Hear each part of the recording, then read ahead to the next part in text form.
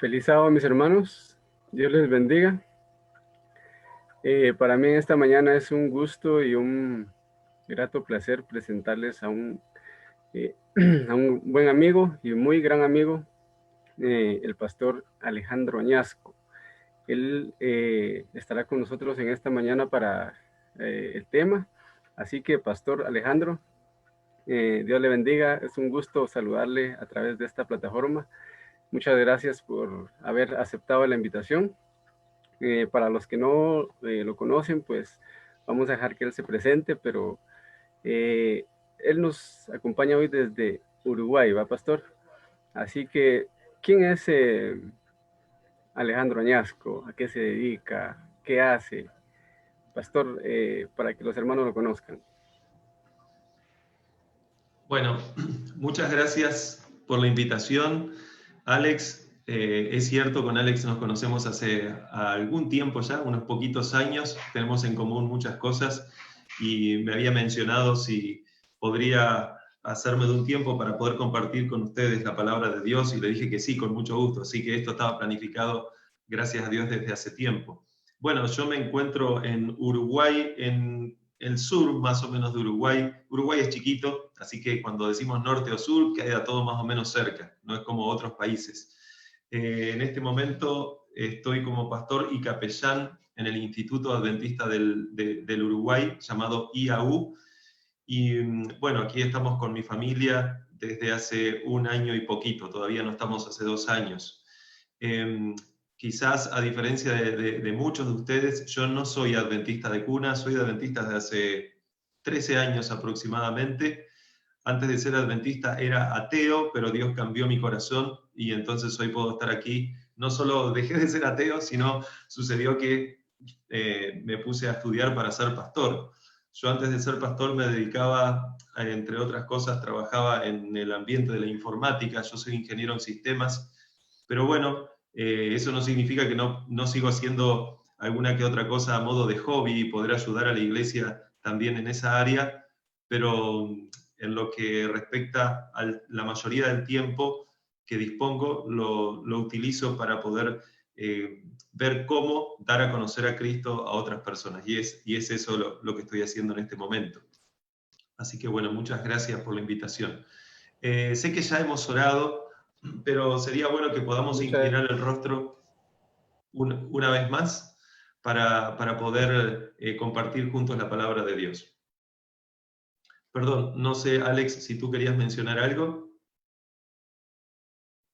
No, creo que no. Bueno, oremos entonces. Amado y poderoso Dios, gracias te damos, Señor, porque en esta hora tú nos permites disfrutar del estudio de tu palabra. Hay muchas personas conectadas de muchos lugares, por lo que vi, no solo están conectados nuestros hermanos de Guatemala, de aquí de Uruguay, también hay otras personas y también de otras partes del mundo. Te ruego que tú los bendigas a cada uno de ellos, a sus familias, y que tu Espíritu Santo nos conduzca en el estudio de tu palabra en este momento. Te lo ruego todo en el nombre de Jesús. Amén.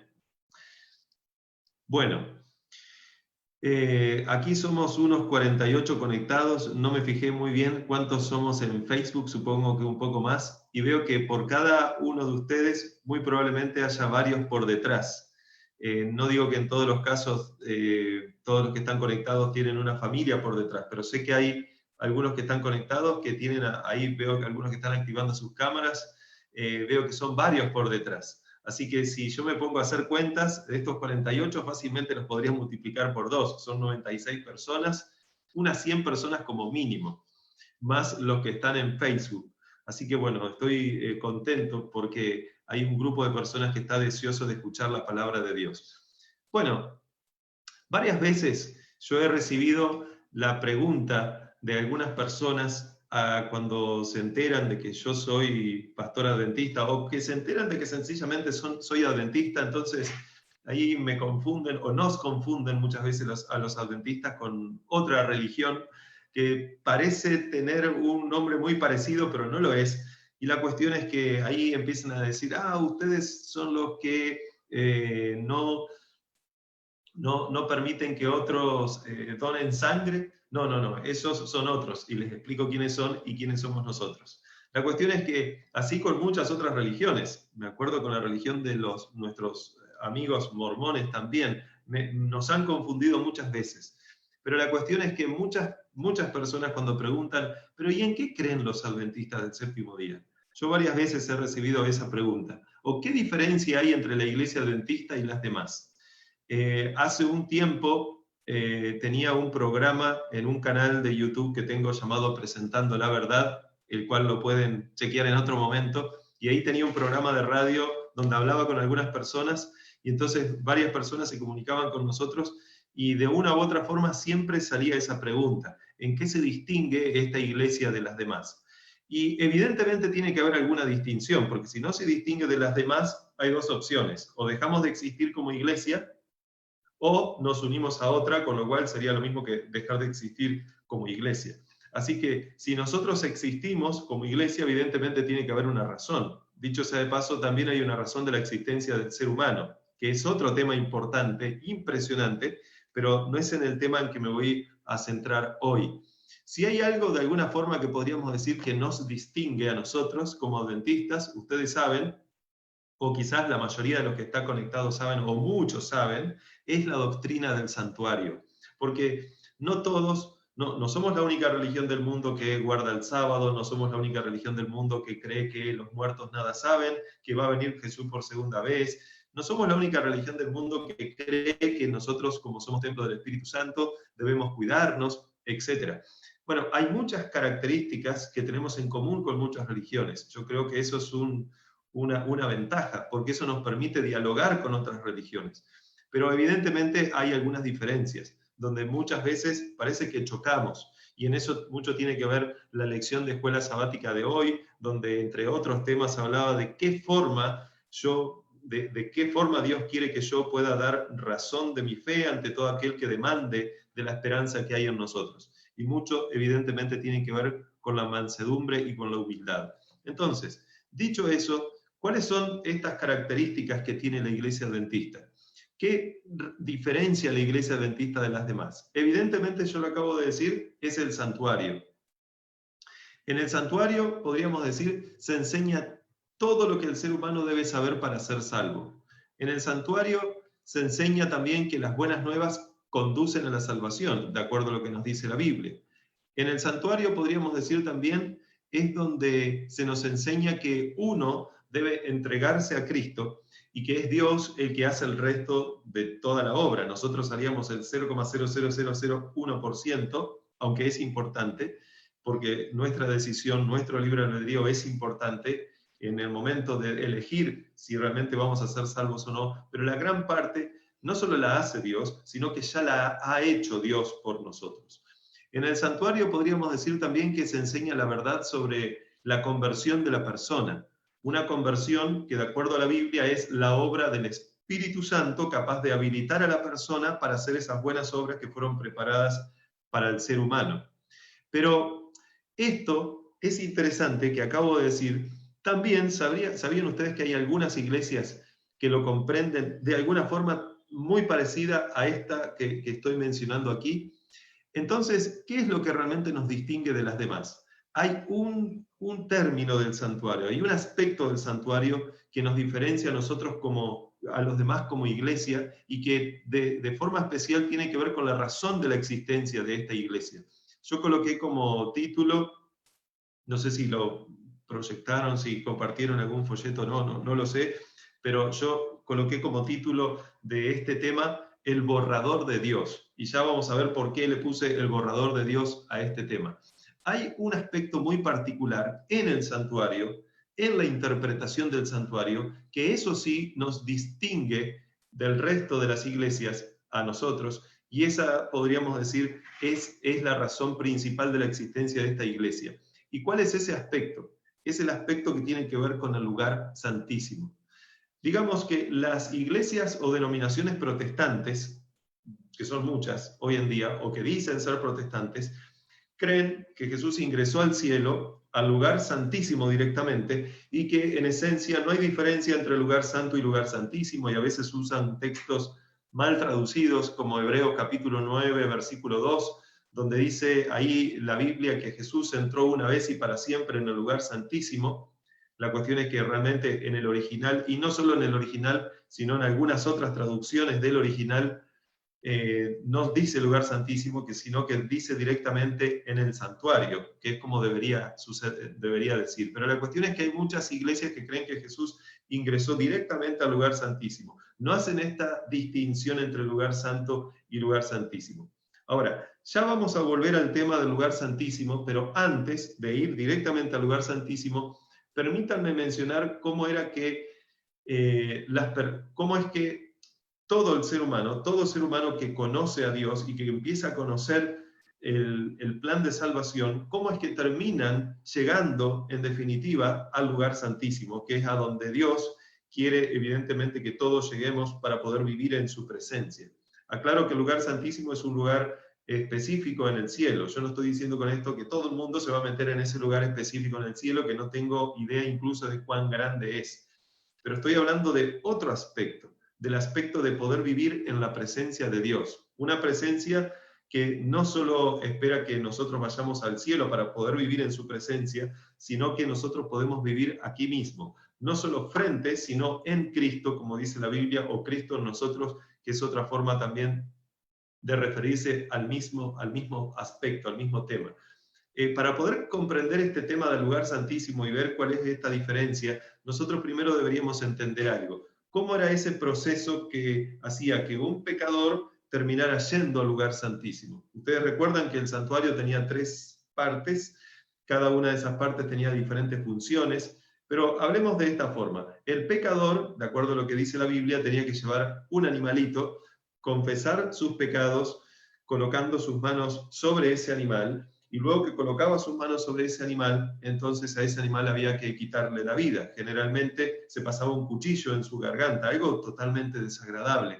Pero Dios a propósito lo hizo de esa forma para que pudiésemos comprender lo terrible o la terrible consecuencia del pecado, porque como ustedes saben, ese animalito representaba lo que le sucedería al Hijo de Dios, que tenía que venir a morir por cada uno de nosotros. Entonces el pecador ofrecía ese animalito, el animalito moría, y se utilizaba esa sangre que se derramaba en diferentes lugares en el atrio exterior. Luego el sumo sacerdote, ya no el pecador, sino el sumo sacerdote, tenía la función de utilizar esa sangre, colocarla en un recipiente y llevarla dentro del lugar santo. Previamente tenía que pasar por un lugar que se conoce como el lavacro, o la fuente del lavacro, que era una fuente doble para lavarse tanto las manos como los pies. La cuestión es que entraba al lugar santo y entonces después, una vez por año, el sumo sacerdote ingresaba al lugar santísimo. Esto lo dije rápidamente porque asumo yo que la mayoría de ustedes probablemente conozca esto. Si hay algunos de ustedes que no conocen esto y es por primera vez que se están conectando, algún amigo los invitó, entonces lo mejor que ustedes podrían hacer es comunicarse con ese amigo para poder estudiar la Biblia juntos y llegar a comprender por qué es esto que yo estoy diciendo hoy. Pero bien, continuemos entonces. Debemos entender que el pecador, como les mencioné anteriormente, de acuerdo a lo que dice la Biblia, hay muchos textos. Ahora vamos a leer algunos textos, pero no puedo ahora colocar toda esta cantidad de textos porque apenas estoy haciendo un repaso para poder directamente ir al corazón del tema. Debemos entender que el pecador no podía ingresar a todas partes del santuario. El santuario estaba reservado para ciertas personas especiales, no porque eran mejores esas personas, sino porque eran personas apartadas por Dios. Esas personas eran los sacerdotes. Y uno de ellos especialmente era el que tenía la función de ingresar en una zona donde solo él podía ingresar. Esa zona se llama lugar santísimo, y ahí es donde ingresaba el sumo sacerdote. Ahora, ¿qué es lo que sucedía? De todas formas, aunque el pecador solo podía ingresar hasta el atrio exterior para derramar la sangre de esa víctima, que era el sustituto para que el pecador no tuviera que morir, se mataba a la víctima. Lo interesante es que el pecador de todas formas ingresaba al lavacro, ingresaba en el lugar santo e ingresaba en el lugar santísimo.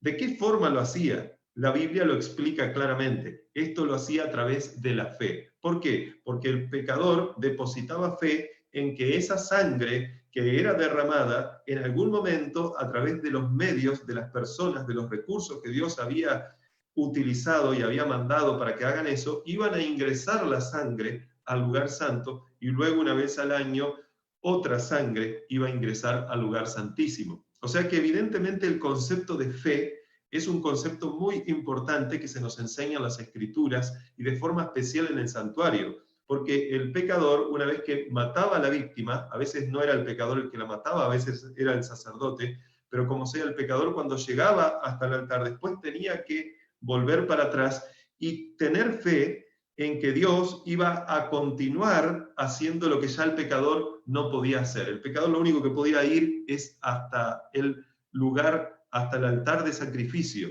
que era una representación de la cruz de Cristo. O sea que, en otras palabras, hoy en día nosotros lo único que podemos hacer es ir hasta la cruz de Cristo, que es lo más sublime que Dios le ha otorgado al ser humano hacer, ir a los pies de Cristo y a través de la fe en Cristo y por lo que Cristo hizo antes de la cruz, por lo que Cristo hizo en la cruz y por lo que Cristo haría y hará después de la cruz, y está haciendo, digamos así, después de la cruz y hará, a través de esa fe es que el pecador entonces podía tener acceso a la salvación.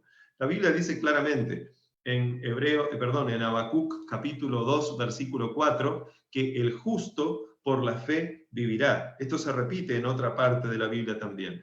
Pero la cuestión es que quizás algunos de ustedes, antes de continuar, estarán pensando, bueno, sí, pero la cuestión es que a mí lo que me falta es fe.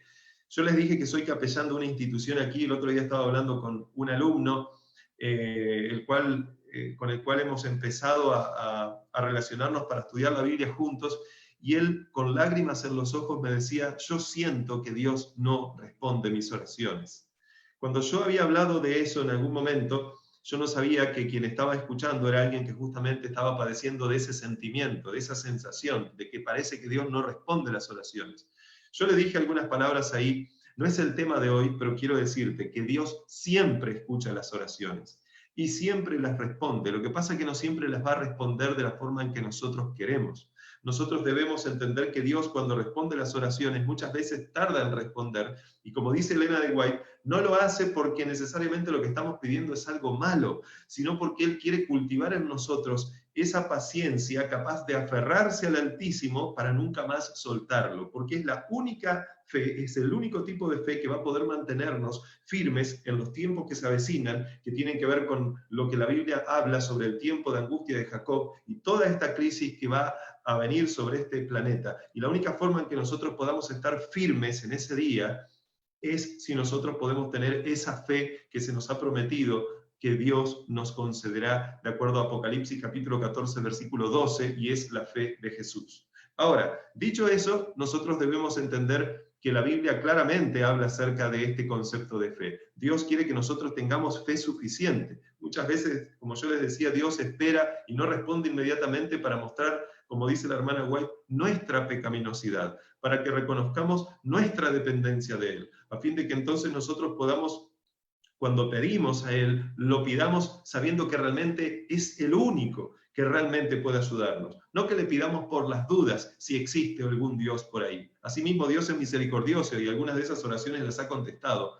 Pero la Biblia no dice eso. La Biblia dice que nosotros necesitamos acercarnos a Dios, porque de acuerdo a Hebreos 11:6, sin fe es imposible agradar a Dios. Por lo tanto, para poder ir avanzando en todas estas etapas hacia el lugar santísimo, evidentemente se necesita fe, porque el mismo texto de Hebreos 11:6 dice que es necesario que el que se acerca a Dios crea que le hay y que es galardonador de los que le buscan. Así que evidentemente la fe es necesaria. El concepto de que el justo vivirá por la fe que hemos leído hoy de Habacuc 2:4 también se encuentra en Gálatas capítulo 3 versículo 11, y disculpen que no pude terminar las diapositivas que quería compartir con ustedes para que ustedes puedan ver, pero confío en que ustedes tienen las Biblias ahí en sus manos o de alguna forma para poder ir siguiendo esto. En Gálatas capítulo 3 versículo 11 dice claramente el apóstol Pablo, y que por la ley ninguno se justifica para con Dios es evidente, porque el justo por la fe vivirá. Ahora, ¿por la fe en qué? Es la pregunta. Porque evidentemente Dios espera que nosotros tengamos fe en Jesucristo. Bueno, evidentemente esa fe tiene que ser una fe verdadera, no una fe falsa. Esa fe verdadera tiene que ser una fe basada en evidencia, como dice la hermana White. ¿Y cuál es la fe? Una fe en qué cosa tenemos que tener para poder acercarnos a Dios. En esencia, en que Jesús vivió una vida perfecta. Bueno, en primer lugar, como dice la Biblia, que creas que Dios existe, que creas que le hay. Eso es lo que dice la Biblia. Que creas que, por lo tanto, lo que aparece en las Escrituras es correcto, lo que aparece en la Biblia. Y si en la Biblia dice que Jesús nació de una virgen, tú lo puedas creer. Y si en la Biblia dice que Jesús tuvo una vida perfecta y dio su vida por ti, para que tú no tengas que morir, y en la cruz entonces se ofreció ese sustituto para que tú puedas hoy estar viviendo, tú también lo creas. Pero no solo fe en que Jesús murió por ti, porque la realidad es que la mayoría de las iglesias cristianas, si no todas, creen en eso. Y hay una diferencia entre la fe verdadera y una fe que no es completa, una fe que puede estar, podríamos decir, un poco contaminada con falsas doctrinas. Y tiene que ver con entender bien, claramente, que Dios, cuando entregó a su Hijo en la cruz obviamente su Hijo murió por ti y por mí. En la cruz sucedió todo esto, pero en la cruz no solo se le quitó la vida a Jesús, sino que lo interesante de esto, mis hermanos, insisto, no solo se le quitó la vida a Jesús, sino que se proveyó el medio a través del cual la vida de Jesús puede pasar a ser la nuestra. En otras palabras, la vida de Jesús se le imputa al ser humano, se le coloca al ser humano. De ahí es que, por ejemplo, Gálatas 2:20 dice Pablo, he aquí con Cristo estoy juntamente crucificado porque no vivo yo, mas vive Cristo en mí. Bueno, esa vida de Cristo es imputada, colocada sobre el ser humano, pero a cambio de algo, a cambio de que nuestros pecados sean imputados sobre Cristo. A veces a nosotros nos gusta pensar, y está bien, que nuestros pecados fueron imputados sobre Cristo y ahí se terminó. Esa es la parte que no está bien. Lo que está bien es que sí, nuestros pecados fueron colocados sobre Jesús, se fueron quitados de mí para ser colocados sobre el Cordero, para que la condenación caiga sobre el portador del pecado, que en este caso fue Jesús. Pero a veces no a todas las personas les gusta la buena nueva, las buenas noticias, la promesa victoriosa de que no solo Jesús recibió algo de nosotros, sino que nosotros también hemos recibido algo de Jesús. Y eso que hemos recibido, la Biblia dice, es la vida de Cristo, a través de la cual nosotros entonces podemos vencer las tentaciones, porque si no fuera a través del poder que proviene del Espíritu Santo, mediante Cristo, que fue ganado para nosotros en la cruz del Calvario, entonces todos nosotros seguiríamos pecando los mismos pecados, haciendo las mismas cosas una y otra vez, y no habría victoria sobre el pecado. Pero la Biblia menciona en todo momento que Jesús vino al mundo como el Cordero de Dios que quita el pecado del mundo. No solo la condenación del pecado del mundo, sino que el pecado del mundo. Quita el pecado de tu corazón, colocando a Cristo, evidentemente, en tu corazón. Ahora, antes de seguir con este tema, debemos entender algo. Yo hablé tanto de la fe que a veces algunas personas pueden llegar a pensar, no porque yo hable de la fe, sino porque a veces cuando se habla tanto de la fe, lo cual es correcto, pero cuando las personas no comprenden el rol que tiene la fe, pueden llegar a entender que la fe termina siendo meritoria, como que si uno fuese salvo gracias a la fe y se terminó ahí. Pero no, solamente soy salvo, de acuerdo a lo que dice la Biblia, por los méritos de Jesucristo. Soy salvo por gracia, por medio de la fe que deposito en Jesús. Hay dos citas de la hermana White que muy claramente hablan acerca de estas cosas. Las voy a leer ahora en un momento. Esto ustedes lo pueden encontrar en español en el Comentario Bíblico Adventista, tomo 6, página 1073. Ahí Elena de White, hablando acerca de la fe, dice: la fe no es el fundamento de nuestra salvación, es el medio, no el fin. O sea que tú no eres salvo por fe exclusivamente. La fe es un medio a través del cual tú obtienes salvación. Luego dice, la fe es la condición, no porque haya virtud alguna en la fe por la cual se merece la salvación. O sea que la fe, por más buena que sea, fuerte que sea, no nos otorga virtud para nosotros ser salvos. Dice, sino porque la fe puede aferrarse a los méritos de Cristo. O sea que el único que tiene mérito es Cristo, y la fe es la que te permite aferrarte a esos méritos capaces de conducirte al reino de los cielos.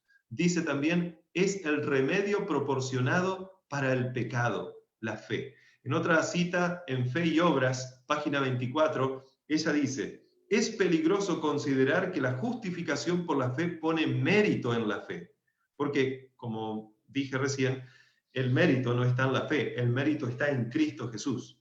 Ahora, eso significa que cada paso de la vida que da Jesús, cada paso en la vida de Jesús, cada paso incluso dentro del santuario, cada paso que daba hacia el lugar, hacia el atrio exterior, hacia el lugar santo, hacia el lugar santísimo, yo tengo que seguirlo por fe, pero son los méritos de Cristo, son los pasos de Cristo, y yo aferrado a Cristo, los que me van conduciendo, como dice la Biblia, al lugar santísimo, en otras palabras también al Padre, para que la imagen y semejanza de Dios pueda ser nuevamente lo que esté sobre nosotros. Ahí es donde yo tengo que depositar mis ojos, en Cristo Jesús, por la fe, continuamente.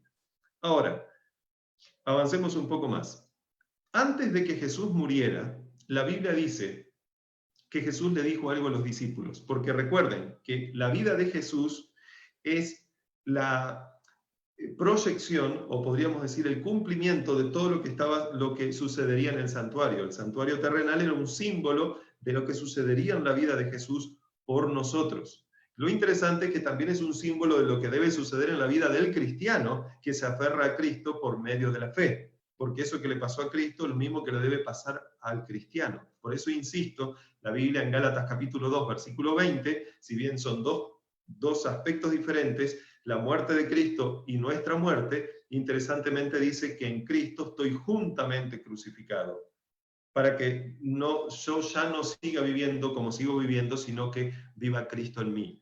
Ahora, para poder entender entonces cómo era todo ese proceso y qué es lo que nos diferencia en esencia de las demás iglesias, siendo que muchas iglesias conocen estas cosas, es necesario entender algo más. Y ahí es que nos estamos acercando al título de este tema, que tiene que ver con el borrador de Dios. Acuérdense, estoy hablando acerca del santuario yéndome hacia el lugar santísimo. La Biblia dice en Juan capítulo 13, versículo 36, que Jesús le dijo a Simón Pedro algo, que Jesús le contestó a Simón Pedro una pregunta que Simón Pedro le dijo. Versículo 36 de Juan capítulo 13 dice: Señor, ¿a dónde vas?, le preguntó Simón Pedro a Jesús. Esto se lo dijo Jesús antes de ser crucificado a los discípulos. Entonces Jesús le respondió: a donde yo voy, no me puedes seguir ahora, mas me seguirás después. Fíjense que en todo momento Jesús les pedía que lo siguiesen, pero ahora llegó un momento donde Él les dice: mira, ahora tú no me puedes seguir, pero después sí me vas a seguir. Es interesante que eso debería ocurrir, deberíamos comprender qué es lo que Jesús haría, que ellos no podrían seguirlo, que sin embargo después sí podrían seguirlo. Y acuérdense el concepto de fe aquí. Entonces el versículo 37 dice: le dijo Pedro: Señor, ¿por qué no te puedo seguir ahora? Mi vida pondré por ti. Y aquí vienen estas tristes declaraciones de Jesús, que supongo que fueron como una estocada en el corazón de Pedro, el cual no comprendía por qué su maestro le decía cosas semejantes. Jesús le respondió: ¿tu vida pondrás por mí? De cierto te digo, no cantará el gallo sin que me hayas negado 3 veces. Creo que nunca antes en la vida de en la vida de Pedro, Jesús le había dicho palabras que quizás le hiriesen tanto el corazón. No estoy diciendo que Jesús hizo algo malo, le dijo una verdad, pero la cuestión es que el que no conocía esa verdad era Pedro. Muchas veces la verdad duele, pero es necesario que duela ahora y no que duela después. Por eso muchas personas dicen: no salgamos a predicar acerca de estas cosas que van a venir en el mundo, no le contemos toda la verdad, ya se enterarán llegado el momento. Mis hermanos, por supuesto, todo tiene su tiempo. Hay que ser astuto como serpiente y manso como paloma. Uno tiene que darle leche espiritual, luego darle la parte más sólida. Pero eso no significa que siempre nos vamos a quedar dando leche espiritual y espiritual y espiritual y espiritual. Porque si yo tengo hijos, así como la mayoría de ustedes, y yo tengo un pequeño de 3 años que ya dejó de solamente tomar la leche del pecho de su madre. Pero ¿qué pasaría si toda su vida yo solamente lo empiezo a alimentar de leche? Aunque no sea leche de vaca, vamos a suponer leche de soja, para ponernos en tono con otra norma de estilo de vida, o leche de almendras, etc. Si solamente le doy ese alimento líquido, lo voy a terminar matando de inanición. muchas veces, muchas personas se van de esta iglesia, mis queridos hermanos, más allá de que muchas veces ocurre esto por causa de que ven cosas que no deberían suceder en esta iglesia, pero entiendo yo que suceden por causa de que hay trigo y cizaña en este mundo, hay trigo y cizaña dentro de la iglesia, y dentro de nuestro corazón muchas veces el corazón está dividido entre o somos trigo o somos cizaña. Pero al margen de eso hay muchas personas que se van de la iglesia porque no conocen a Cristo, no conocen la verdad. Se quedaron solamente con la leche espiritual que se les ha dado correctamente en su momento. Pero la hermana White menciona que ese momento de leche espiritual debería durar un corto periodo de tiempo. Luego es necesario que las personas aprendan a alimentarse solos y que escuchen y que puedan alimentarse de alimentos sólidos. Si no, llegará el momento, si no se alimentan ahora de alimentos sólidos, que después será demasiado tarde. Si no le decimos ahora a las personas la verdad de lo que va a ocurrir, con mucho tacto, con mucho amor, y suplicarles que se preparen, entonces después será demasiado tarde. Y ahí ya no habrá más nada que hacer. Entonces Jesús le dijo esto a Pedro. Ahora, Jesús le dijo que se iría y que no podrían seguirlo por el momento, pero luego le seguirían. Ahora la pregunta es, ¿a dónde se iba Jesús? ¿Y qué se iba a hacer? Que parece que en ese momento no lo podrían seguir, pero después lo seguirían. Esa respuesta la podemos encontrar en varias partes de la Biblia, pero quiero colocar aquí un texto que tiene 3 versículos, que es Juan capítulo 14, versículo 1 al 3, el cual muy probablemente algunos de ustedes se lo saben de memoria, donde Jesús dice, son estos textos hermosos que aparecen en la Biblia de promesas que Dios hace al ser humano, indicándole que en el mundo tendrían aflicción, pero en Él tendríamos paz, y no tenemos por qué quedarnos para siempre en este mundo, por lo menos no en este mundo como se conoce. Dice la Biblia en Juan capítulo 14, versículo 1, no se turbe vuestro corazón, creéis en Dios, creed también en mí. En la casa de mi Padre muchas moradas hay. Si así no fuera, yo os lo hubiera dicho. Voy pues a preparar lugar para vosotros. Repito, Jesús dijo, voy a preparar lugar para vosotros. Luego dice, y si me fuere y os prepararé lugar, vendré otra vez y os tomaré a mí mismo, para que donde yo estoy, dice la Biblia, vosotros también estéis. Ahora, ¿qué es esto de que Jesús fue a preparar lugar para nosotros? ¿Cómo es esta preparación que Jesús está haciendo por nosotros en el cielo? ¿Se han puesto a pensar en esto? ¿Se imaginan ustedes? Hay personas que dicen, no, lo que pasa es que Jesús está haciéndonos mansiones en el reino de los cielos. Bueno, el texto no dice eso, pero claro, las personas entienden que preparar lugar, entienden que es preparar un lugar físico que ahora parece que no existe, entonces cuando Dios termine, cuando su Hijo termine de preparar lugar, entonces ya quede todo ordenado, nos va a introducir a nosotros en el reino de los cielos. Pero esa no es la razón por la que Jesús todavía no vino aún. ¿Se imaginan a Jesús en el cielo construyendo casas para nosotros, mansiones, levantándose temprano o quizás sin dormir, siendo de que Dios no duerme construyendo casas en el cielo? No, evidentemente no es esto a lo que se refiere Jesús. Hablando de las moradas del cielo, el mismo texto dice muchas moradas hay, o sea que ya hay moradas, no dice habrá moradas. Así que no tiene que ver con este tema. Tiene evidentemente entonces que ver con otro. ¿A qué se refiere entonces con voy pues a preparar lugar para vosotros? Realmente la Biblia, de acuerdo a lo que se nos enseña, no solo fue a preparar lugar para nosotros en el cielo, sino que desde antes de Jesús venir ya estaba preparando lugar para nosotros en el cielo. Cuando Jesús vino a esta tierra, estaba preparando lugar para nosotros en el cielo. O sea que este concepto de preparar lugar para nosotros en el cielo no es ni más ni menos que la continuación de la obra de expiación que comienza fuera del atrio exterior, con Cristo viviendo una vida perfecta, continúa en el atrio exterior con Cristo muriendo, avanza hacia el lugar santo y avanza hacia el lugar santísimo, como todo ese proceso de expiación que capacita al ser humano para poder ser un ciudadano del reino de los cielos. Cuando Jesús dijo, voy pues a preparar lugar para vosotros, otra forma de decirlo sería, tengo que seguir con el plan de redención, porque si todo termina aquí, ustedes tristemente no serían salvos aún, porque es necesario que esta cruz mi cruz, se haga efectiva en todos ustedes. Y para eso es necesario que el plan de salvación continúe su rumbo. Hay personas que creen que en la cruz terminó todo por causa de que en la cruz Cristo venció. Claro que venció. Claro que, de acuerdo a lo que dice la hermana White, Cristo vindicó el carácter de su Padre en la cruz como una obra mayor incluso que la de solamente salvar al ser humano. No estoy diciendo que salvar al ser humano no era importante, pero no era algo a lo cual Dios estaba obligado a hacerlo. Dios vindicó el carácter de Dios a través incluso de salvando al ser humano. Pero este es el tema que yo les mencioné hoy, que tiene que ver con la razón de la existencia del ser humano, que tiene que quedar para otro tema, porque si no, no podríamos terminar ahora y nos extenderíamos mucho y no es la idea. Entonces, Jesús, cuando dice que fue a preparar lugar para nosotros en el cielo, sencillamente, como si fuera tan sencillo, pero sencillamente es continuar con ese plan de salvación. Yo les decía que hay personas que creen que en la cruz termina todo, pero no, la cruz es un medio para un fin. La cruz no es el fin en esencia. Así como tu fe tampoco, como leíamos hoy en los textos de la hermana White, es un es un fin. La fe es un medio a través del cual nosotros podemos llegar al fin, que es poder estar con Cristo por la eternidad, poder ser participantes de la gloria de Dios, y que cuando las personas nos vean a nosotros, es como que si estuvieran viendo a Dios, aunque no somos Dios, pero Dios está viviendo en nosotros.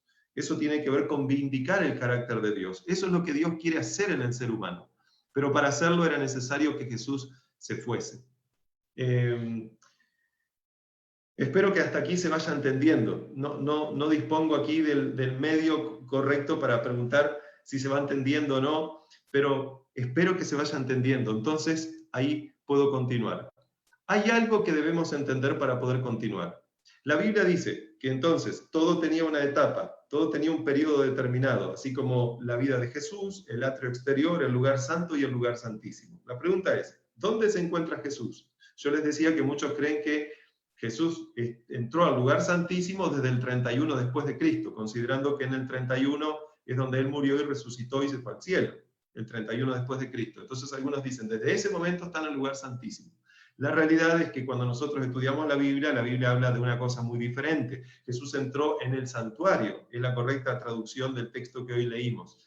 Y en el santuario, así como en el planeta Tierra estaba dividido en dos partes, el santuario en el cielo, siendo de que el santuario en la tierra es un símbolo del santuario en el cielo, es una construcción de la maqueta que Dios le mostró a Moisés de ese modelo del santuario celestial. Entonces el santuario celestial evidentemente tiene estas dos partes, conformando también dos etapas, con dos periodos de tiempo diferentes. Entonces Jesús entra en el lugar santo, lógicamente, así como el sacerdote lo hacía aquí en la tierra, y luego de un tiempo determinado tendría que entrar en el lugar santísimo. Ahora, nosotros sabemos que hoy en día Jesús está en el lugar santísimo. Y de acuerdo a ese texto que leyeron en la lectura, que es Daniel 8:14, que dice hasta 2300 tardes y mañanas y el santuario será purificado, nosotros entendemos que entonces, a partir del 22 de octubre de 1844, Jesús ingresó en el santuario. ¿Para qué? La Biblia dice, para purificarlo. Ahora, antes de seguir es necesario conocer algo más. La Biblia habla de purificar el santuario y la pregunta es, ¿por qué? ¿Por qué hay que purificarlo? Dicho sea de paso, la palabra hebrea que se traduce aquí como purificado es la palabra nisdak, que a su vez viene de la raíz o el verbo que es tzadak, que significa purificar, pero que también se debería traducir o se puede traducir como justificar, absolver o hacer justicia. O sea que hasta 2300 tardes y el santuario será purificado, podría entenderse también como el santuario será justificado, será absuelto, se hará justicia. Quizás ahora algunos de ustedes puedan comprender un poco más por qué a ese día de la expiación, que en hebreo se conoce como el Yom Kippur o el Yom Kippurim, también se le llama el día del juicio investigador. Porque no solo está el concepto de purificar el santuario de algo que lo contaminó, sino que evidentemente el santuario tiene que ser justificado, tiene que evidenciarse justicia en ese santuario. Lo que está haciendo Jesús en el santuario en relación a nosotros es de acuerdo a lo que dice Primera de Juan 2:1, está actuando como nuestro abogado, nuestro intercesor. Pero también es interesante que esa función implica, como está en una función de juicio y está en una función de purificar el santuario, que mientras Cristo está purificando el santuario en el cielo, siendo que el Espíritu Santo es su paralelo, pero en la tierra, entonces el Espíritu Santo también debería estar purificando su santuario en la tierra. Y no hablo del santuario que está allí, que ya no existe, que fue destruido en el 70 después de Cristo por las tropas, por el ejército del general Tito, que luego se convirtió en emperador del Imperio Romano. No estoy hablando de ese santuario, que algunos dicen, se está por construir el tercer templo allí en Jerusalén. No, la Biblia dice que el templo de Cristo en esta tierra es la iglesia, que Cristo es la cabeza y el templo es la iglesia, y que cada uno de nosotros, como parte de la iglesia, en relación a esta figura del templo, somos como piedras vivas, dice la Biblia. Otra forma de verlo es como un cuerpo. Jesús es la cabeza, así como la piedra angular también es la cabeza, y nosotros somos el cuerpo.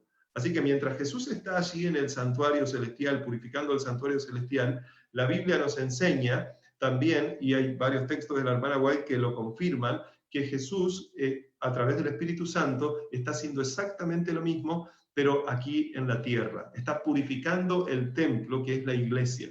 Y esa iglesia los involucra a ustedes y me involucra a mí. O sea que la razón por la que Jesús está allí en el cielo ahora tiene que ver con lo que está haciendo también, no solo en el cielo, sino en nosotros, en cada individuo de esta iglesia. La Biblia dice que esta iglesia, para poder ser llevada al cielo, tiene que ser llevada al cielo sin mancha ni arruga. Así que, si esta iglesia está manchada y arrugada de alguna forma, hay que limpiarla, hay que plancharla, hay que hacer algo con esta iglesia para que entonces pueda ir sin mancha ni arruga al reino de los cielos. Ahora, si esta iglesia aún no ha sido completamente purificada de la contaminación del mundo, esa es la razón por la que Jesús aún no ha venido. Porque si Jesús viniese ahora, no voy a decir que no se llevaría a nadie al cielo, pero muy probablemente se llevaría a muy pocos. Dios quiere, lo que está buscando es que su iglesia se arrepienta conforme a lo que Él pide, de acuerdo a lo que dice el testigo fiel, que dice la hermana White, que es el consejo que exige el testigo fiel a la iglesia de la Odisea, en Apocalipsis capítulo 3, desde el versículo 14 al 22. Ese último mensaje que Dios da a esa iglesia es el mensaje que la iglesia tiene que recibir y tiene que comprender su propia situación. La iglesia no tiene falsas doctrinas, porque es la iglesia verdadera, pero las personas que integran a esa iglesia verdadera no han sido aún santificados como Dios quiere hacerlo con su iglesia. No han sido aún purificados como Dios quiere hacerlo con cada parte de su iglesia.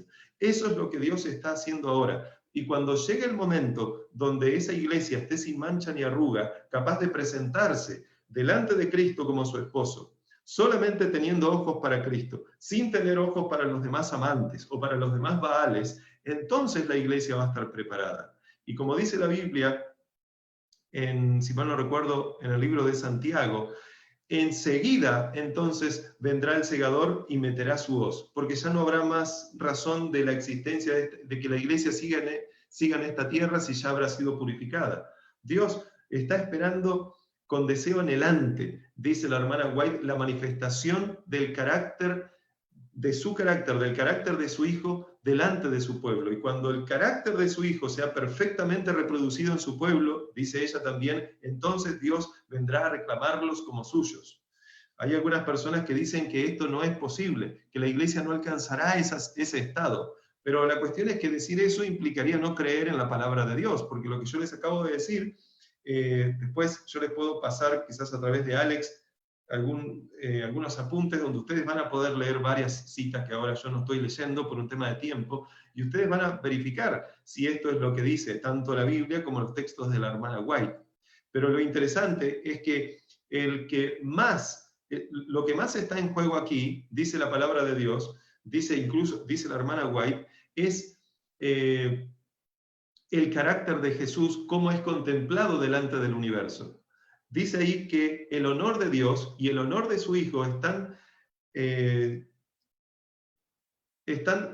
directamente vinculados, están comprometidos en la perfección del carácter de su pueblo. Eso significa que si Dios no lograse hacer eso que Él ha prometido que va a lograr, que es llevar a su iglesia al cielo, a una iglesia sin mancha ni arruga, entonces es otra forma de decir que parece que Satanás tendría razón, que no se puede a estos pecadores convertirlos en seres que pueden vencer el pecado.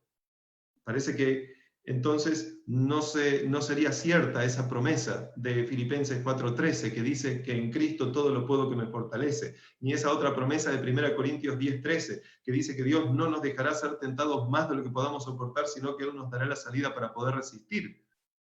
Parecería que tampoco sería cierta esa promesa donde dice la hermana White que no hay excusa para el pecado. Si yo me baso en que peco por mi naturaleza pecaminosa, estoy poniendo una excusa. En definitiva, Dios, la razón por la que peco, culpa de mi naturaleza. ¿Y quién me dio esta naturaleza? Bueno, sí, fue culpa de Adán, así que todo tendría sentido, o todo deja de tener sentido porque le terminamos echando la culpa a otros. O sea, haríamos lo mismo que Adán y Eva hicieron cuando Dios les preguntó qué hicieron. Adán le echó la culpa a Eva, Eva le echó la culpa a la serpiente y así iríamos. En otras palabras, en definitiva, la culpa de todo esto lo tendría Dios. Por eso, dice la hermana White, que el honor de Dios, el honor de Cristo están comprometidos en la perfección del carácter de su pueblo. Porque si Dios realmente no puede purificar una iglesia, no puede hacer lo que Él ha prometido que va a hacer, entonces jamás Dios saldría del lugar santísimo. ¿Por qué? Porque la Biblia dice que Dios va a salir del lugar santísimo cuando el carácter de su pueblo sea correctamente purificado. Cuando Él culmine la obra en el lugar santísimo, es recién que va a salir del lugar santísimo. Pero ¿para qué va a salir del lugar santísimo si al salir del lugar santísimo tiene que venir a este mundo a llevarse una iglesia que no está preparada?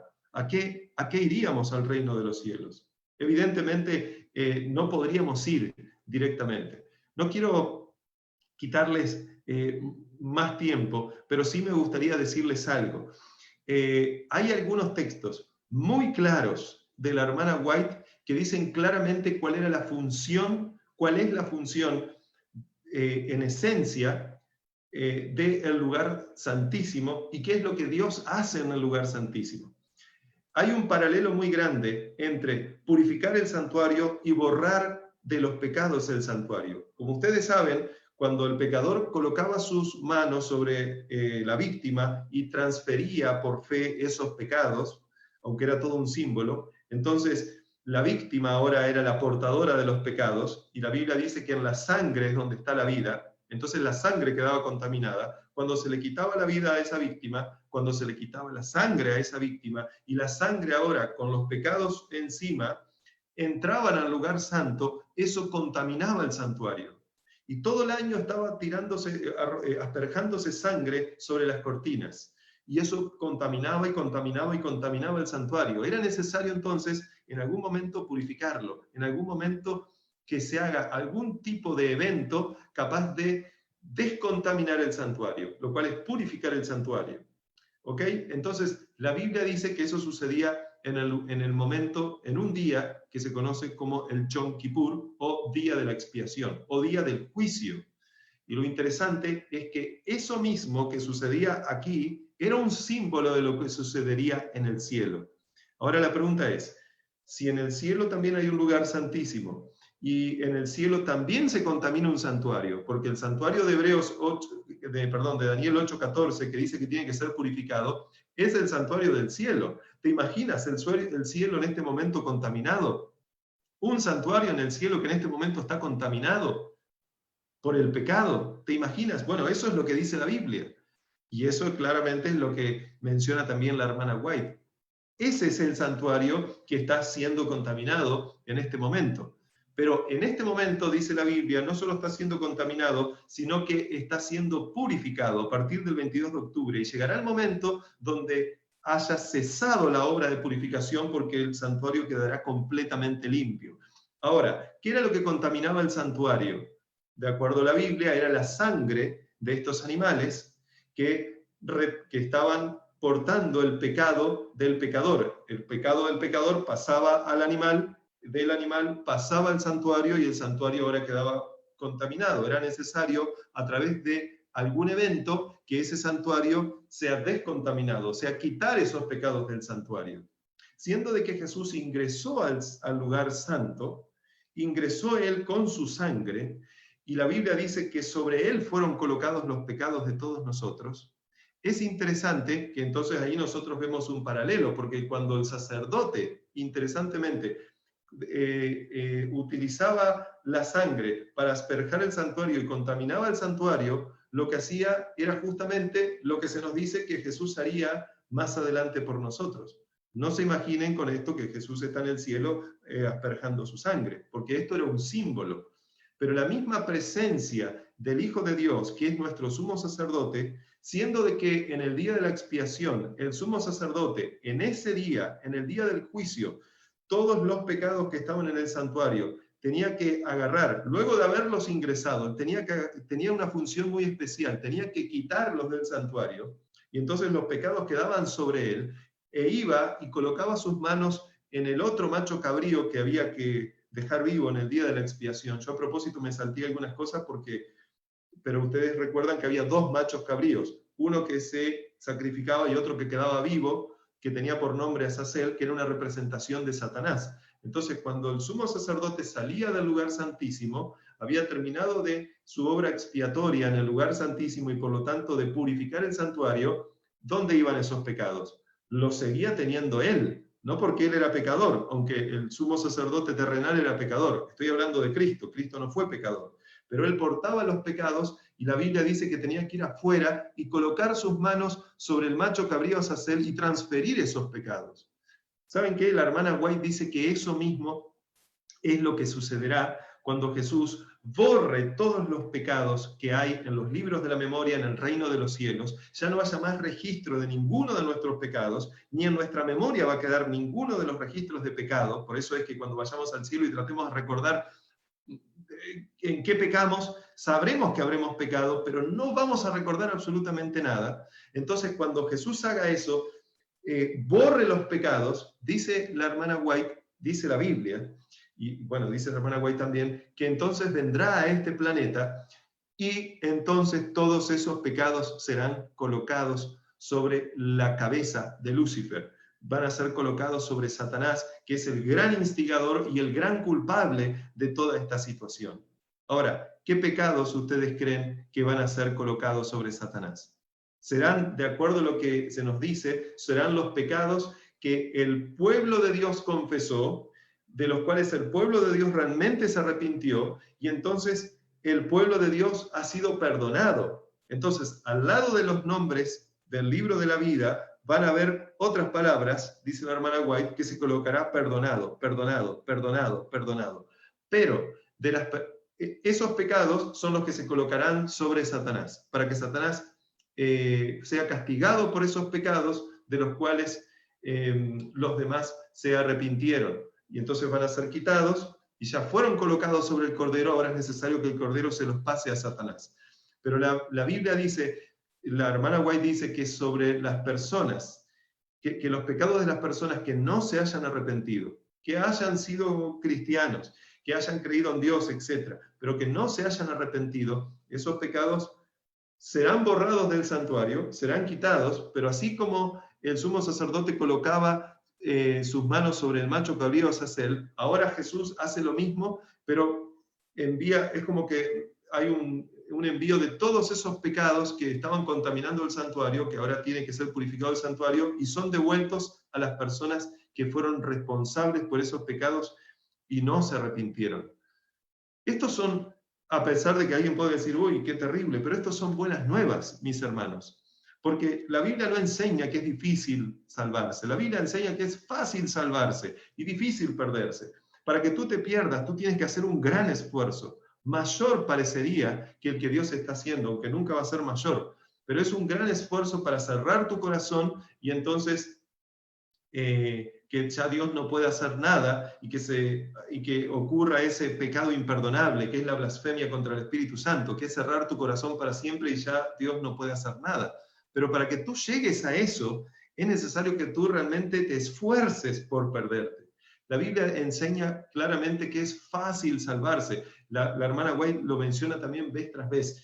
y por lo tanto difícil perderse. O sea que si es fácil salvarse, eso significa que la mayoría de las personas deberían ser salvas, pero la realidad es que la mayoría no será salva. O sea que esto nos habla de cuán desagradecido termina siendo el corazón del ser humano frente a tal evento que está evidentemente plasmado en la cruz del Calvario para la salvación del ser humano, y cómo el ser humano termina dándole la vuelta a la cara a Dios. Esto es algo que nosotros deberíamos entender y reflexionar seriamente. La hermana White dice que nosotros deberíamos reflexionar al menos 1 hora al día en la cruz de Cristo, contemplándolo allí, colgado entre cielo y tierra, muriendo por nosotros. Pero no para darle vuelta a la cara, que lo contemplemos para poder ser transformados en su imagen y semejanza y permitir que su vida sea nuestra. Como yo les decía, a veces nos gusta a nosotros saber que nuestros pecados han sido depositados sobre Él para que la condenación no venga sobre nosotros. Pero si algo de Él no es depositado sobre nosotros, nosotros vamos a volver a pecar y a pecar y a pecar. Y cuando se cierre el tiempo de gracia, seguiremos pecando, pecando y pecando y nos perderemos. Tiene que ocurrir algo en el medio. ¿Qué es eso que Dios deposita sobre nosotros para lograrnos a nosotros vencer el pecado? Y entonces dejemos de pecar. Eso, de acuerdo a lo que la Biblia nos dice, tiene que ver con la vida de Cristo viviendo en nosotros. Por eso Apocalipsis 14:12 dice que ese grupo de personas que estará vivo para ver volver a Jesús, para ver volver a Jesús, dice la Biblia que ellos son los que se caracterizan por ser los que, aquí está la paciencia de los santos, los que guardan los mandamientos de Dios. A diferencia de lo que el mundo va a hacer, donde no estará guardando los mandamientos de Dios, habrá un grupo que sí los guarde. Pero dice que los guarda porque ellos también guardarán la fe de Jesús, no una fe como en algunas otras ocasiones he mencionado, no aquí con ustedes, pero como un grano de mostaza. Evidentemente la fe como un grano de mostaza es algo bueno, porque Jesús dijo que podíamos plantar árboles en el medio del mar o correr montes, pero no es la fe que tuvo Jesús. La fe que tuvo Jesús era mucho más. La fe que tuvo Jesús no era pequeña. Y esa fe grande es la que Dios nos ha prometido a nosotros. Si tú piensas, ¿y cómo puedo tener esa fe? Acuérdate de los apóstoles que le pidieron lo mismo a Jesús. Y Jesús les dijo, ellos dijeron, aumentanos la fe. Y Jesús les aumentó la fe. La Biblia nos menciona que para que nuestra fe pueda ser aumentada, yo tengo que contemplarle a Él. Hay citas de la hermana White que mencionan claramente que incluso si aunque sea solo para memorizar un texto, solamente para eso, aunque no estoy diciendo que solamente para eso hay que hacerlo, si yo agarro un texto y entonces me pongo a memorizarlo, ya ahí mismo la palabra de Dios está penetrando en nosotros, capaz de transformarnos. Porque esta palabra de Hebreos 4:12, de acuerdo a la Biblia, es más cortante que espada de 2 filos y penetra hasta partir el alma, las coyunturas y los tuétanos, y discierne los pensamientos y las intenciones del corazón. Así que, evidentemente, Dios tiene poder para transformarnos. Pero ese poder solo va a poder ser ejercido en nosotros, siendo efectivo en nosotros, si nosotros creemos que Él tiene ese poder.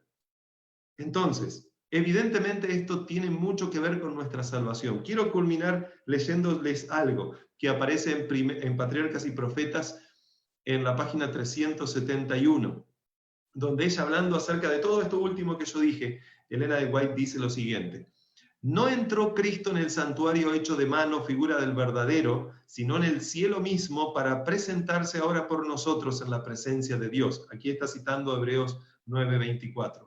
Como el ministerio de Cristo iba a consistir en 2 grandes divisiones, ocupando cada una un periodo de tiempo y teniendo un sitio distinto en el santuario celestial, periodos de tiempos distintos, lugares geográficos distintos, asimismo el culto simbólico, dice ella, consistía en el servicio diario, que tenía que ver con el lugar santo, y el servicio anual, que tiene que ver con el lugar santísimo. Y a cada uno de ellos se dedicaba una sección del tabernáculo, lugar santo y lugar santísimo. Como Cristo, después de su ascensión, compareció ante la presencia de Dios para ofrecer su sangre en beneficio de los creyentes arrepentidos, así el sacerdote, ocurría aquí en la tierra, rociaba en el servicio diario la sangre del sacrificio en el lugar santo en favor de los pecadores. Miren lo que dice: aunque la sangre de Cristo habría de librar al pecador arrepentido de la condenación de la ley, porque esta es la realidad, la sangre de Cristo, una de las cosas que hace es libra, como les mencioné anteriormente, al pecador arrepentido de la condenación de la ley.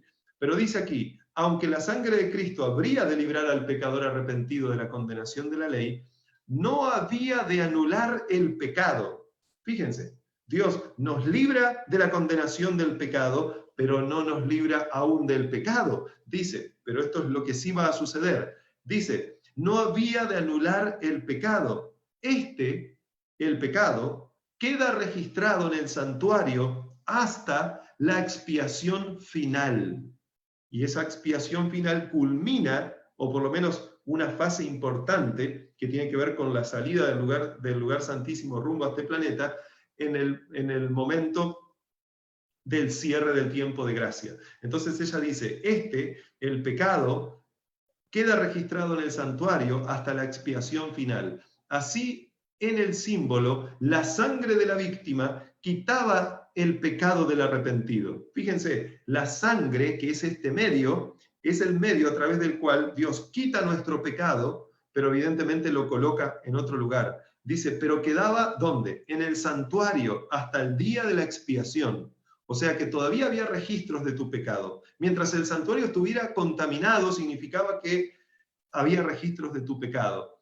Y por eso, como Dios no quiere que ya quede registro ninguno, para que entonces nosotros podamos vivir en paz para siempre con nuestro Dios y ya no haya pecado en este universo en absoluto, entonces es necesario purificar ese santuario, quitar ese pecado, y que ese pecado sea destruido luego en el lago de fuego y azufre, que es la muerte segunda. Que interesantemente, ese pecado de los que serán salvos fue destruido en la muerte segunda que experimentó Jesús en la cruz del Calvario. Pero como Él también es Dios, entonces tiene poder de volver a vivir. Y luego dice, en el gran día del juicio final, los muertos han de ser juzgados por las cosas que están escritos en los libros, según sus obras.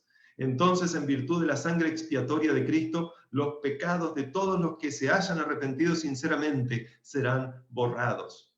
¡Qué hermosa promesa! ¿De dónde serán borrados? De los libros celestiales. En esta forma, el santuario será liberado o limpiado de los registros del pecado. En el símbolo está esta gran obra de expiación o el acto de borrar los pecados estaba representada por los servicios del día de la expiación, o sea, de la purificación del santuario terrenal, la cual, continúa ella diciendo, se realizaba en virtud de la sangre de la víctima por la eliminación de los pecados que lo manchaban. Y ahora sí, culmino con esto. Así como en la expiación final los pecados de los arrepentidos han de borrarse de los registros celestiales para no ser ya recordados, en el símbolo terrenal eran enviados al desierto y separados para siempre de la congregación, puesto que Satanás es el originador del pecado, el instigador directo de todos los pecados que causaron la muerte del Hijo de Dios. La justicia exige que Satanás sufra el castigo final. La obra de Cristo en favor de la redención del hombre y la purificación del pecado del universo será concluida quitando el pecado del santuario celestial y colocándolo sobre Satanás, quien sufrirá el castigo final.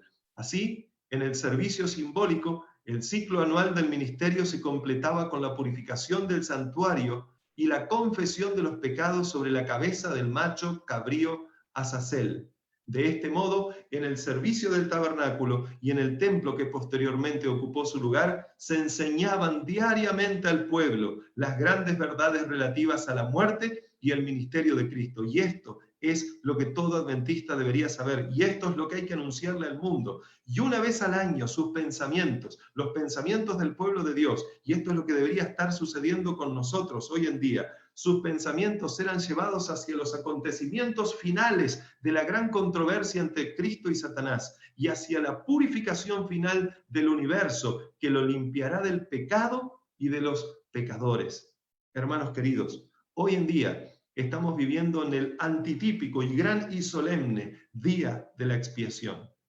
Cuando coincidía en el antiguo Israel que una fiesta solemne caía en sábado, porque algunas fiestas solemnes podían caer en otros días, cuando coincidía, ese día se solía llamar día de gran solemnidad. Fue, por ejemplo, lo que sucedió en la Pascua con Jesús. Coincidió que la Pascua, que una de estas fiestas, el otro día de la Pascua, dice la Biblia que los judíos pidieron retirar los cuerpos porque no querían que ese sábado estuvieran siendo contaminados el sábado, porque a través de estos cuerpos muertos, porque era un sábado de gran solemnidad. ¿Saben ustedes, hermanos queridos, que eso significa que desde el 22 de octubre de 1844 hasta este sábado de hoy, y por todos los sábados, hasta que venga Cristo a buscarnos, hasta, mejor dicho, hasta que se cierre el tiempo de gracia, dice la palabra de Dios entonces que todos estos sábados son llamados sábados de gran solemnidad? Ustedes y yo estamos siendo testigos de todas estas cosas que están ocurriendo en el mundo entero, que muestran a través de todas las señales que ustedes están viendo, que el tiempo que Jesús prometió que estaba cerca, ahora está a las puertas. Interesantemente, a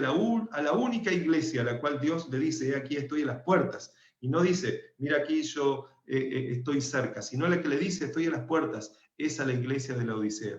Dios quiere que cada uno de nosotros no endurezca más su corazón, que se entregue a Dios por completo, que entienda de que solo en Él hay poder para vencer el pecado, que dejemos de esforzarnos por nuestros propios medios, que en lo que busquemos tiempo para esforzarnos, que en lo que utilicemos tiempo para esforzarnos sea para orar, para suplicar a Dios, para leer su palabra, para creer en Él, para aumentar nuestra fe, para buscar el reino de Dios y su justicia. Y entonces, dice la Biblia, y entonces todas las demás cosas vendrán por añadidura.